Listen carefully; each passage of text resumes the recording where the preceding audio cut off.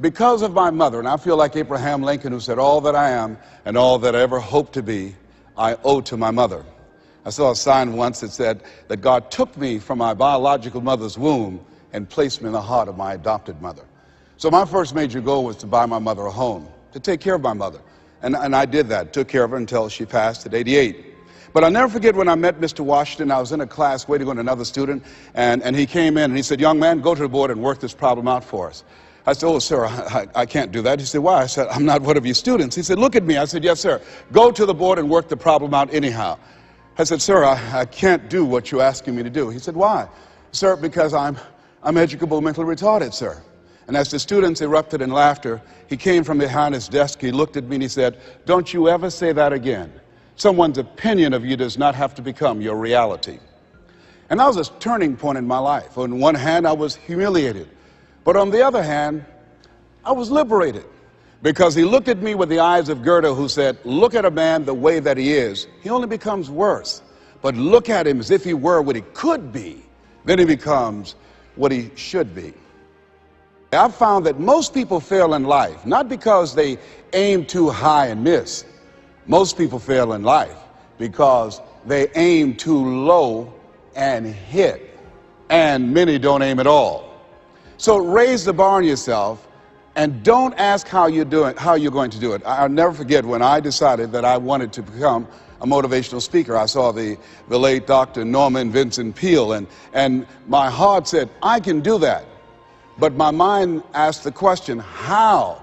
And for over 14 years, I would go see Zig Ziglar and Dr. Norman Vincent Peale and Jim Rohn and different speakers, and I would be in the audience, and my heart would pounce and say, you can do that, Les. And then when I would leave, I would be going to the parking lot, and my mind said, how are you going to do it? And I spent so many years trying to figure out how. I wasted 14 years. How many of you ever procrastinated? Raise your hands, please. Yeah, see, so as you begin to think about your goals, the most important thing is, and write this down, commit yourself. See, once you commit yourself, the how will come, the way will come. Once you commit yourself, you will then figure it out. And if you're going in the wrong direction, all you have to do is turn around and go in the other direction. You will figure it out. You want to begin to just challenge yourself. You want to stretch yourself because you really don't know what you can't do. Once you think about the goals that you want to achieve, and I really want to challenge you to make up your mind that you're going to make that happen for yourself. And I hope that it's some goal that really resonates with who you are. When I was a little boy, my goal was to just buy groceries for our family. My mother worked on Miami Beach. She was a domestic worker. And my goal was to really be able to go to the grocery store and purchase groceries ourselves. The families knew that my mother had adopted 7 children. And so they said, Mamie, whatever food is left over after we eat, you can take that home to the children. They were very kind, very, very considerate people. My mother, who when she worked on Miami Beach, the people were very kind. I was appreciative of their generosity. But as a little boy, I said, Mama, one day, when I become a big boy, I'm going to be able to buy groceries for us. My goal as a little boy was to buy clothes for my brothers and sisters. We wore the hand-me-down clothes of the children that Mama babysat for when she went over in Miami Beach. And if the clothes were too small, she would let them out. And if they were too large, Mama could sew and take them up. And I'll never forget David Sidursky. His father was very wealthy. Mama worked for him, but David was my buddy. And so his father gave him 2 gifts for his birthday. Gave him a brand new boat, but he also gave him some motivational tapes. Earl Nightingale, I'll never forget. So he said, David, man, let me tell you something. When I die, you're going to get everything. I want you to listen to these tapes. And when his father left the room, David threw those tapes in the wastebasket. I said, David, could I have those tapes? He said, yes. I said, man, your father said, if you listen to these, you can get more and do more than what he's done. He said, hey, look, I'm going to get everything anyhow. Go ahead, take them. Write this down. It's not what you leave for your children, it's what you leave in them. You have something special. You have greatness within you. And the only reason you are here, you are my assignment. You can feel me. Some of you feel me right here in your heart of hearts. And my goal is to get past your mind and into your heart. So it's necessary that you have the mindset that I can do this. You've got to begin to believe and to fortify that belief and feed that belief by listening to tapes, going to seminars and workshops, by challenging yourself, by stretching yourself. It was Osborne who said, unless you attempt to do something beyond that which you've already mastered, you will never grow. And as you begin to challenge yourself, you'll discover some things about yourself that you don't know right now.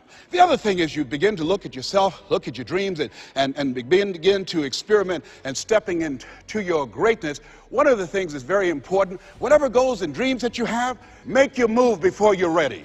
Price Pritchett, who's a great motivator and trainer, said, make your move before you're ready. We're instructed in life to walk by faith and not by sight. See, you want to really begin to stretch yourself. You want to become a risk taker. You want to raise the bar on yourself. Most people won't do that. See, most people engage in low-life living, low-risk living. Viscott said, if you're not willing to risk, you cannot grow. And if you cannot grow, you cannot become your best. And if you cannot become your best, you can't be happy. And if you can't be happy, then what else is there? I like what Helen Keller said, life is short and unpredictable. Eat the dessert first. And so you want to begin to take some chances. You want to begin to challenge yourself and make it okay to fail and learn from your failures. Don't allow fear of failure and the allure, the attractiveness of playing it safe in life to draw you in. You can't get out of life alive. You've got to die to leave here. Other thing is you look at yourself and look at your dreams, detoxify your life. Write that down. See, I think that most people never achieve their true goals in life because they're surrounded with too many toxic, negative, energy-draining people. You've got to look at the people in your life and ask yourself the question, what is this relationship doing to me? How is it impacting my life? Am I a better person? Sidney Poitier wrote a book called The Measure of a Man. In there he said, when you go for a walk with someone, something happens unconsciously. It's not spoken. Either you adjust to their pace or they adjust to your pace. Whose pace have you adjusted to? See, you want to surround yourself. My daughter, Ona Brown, who's a speaker and coach, she says, call forth your team, but make sure these are people that you can learn from. It's possible you can live your dream. It's necessary that you have the mindset that I'm going to do this.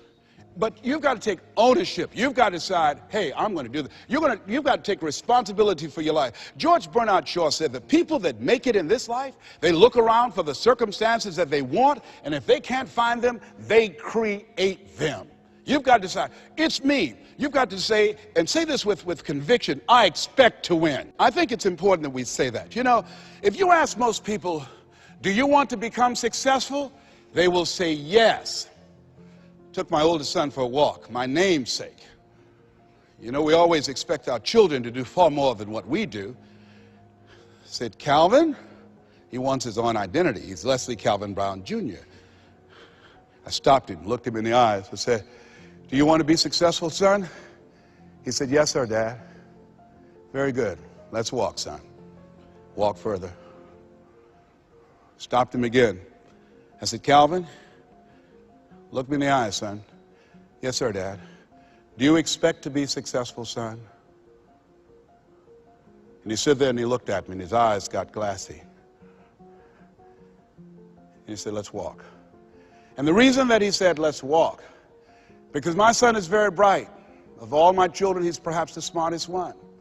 But Calvin now, over 30, Calvin now, a single parent of 2 daughters, good father. Calvin, now at this stage of his life, he's behind on his dreams. A lot of talent, a lot of abilities. Very conservative. One of those people, great mind, but he just hasn't developed that, you know, things that we want our kids to have that, I want it. Calvin, you got to kick it up a notch, son. You never thought you'd be in your 30s. You got to kick it up a notch. You got to increase your energy in order to live your dreams. You can't be casual about your dreams. Bill Bailey said, if you're casual about your dream, you'll end up a casualty. Shake someone's hand on your right and left and say, kick it up a notch. Yes. Yes.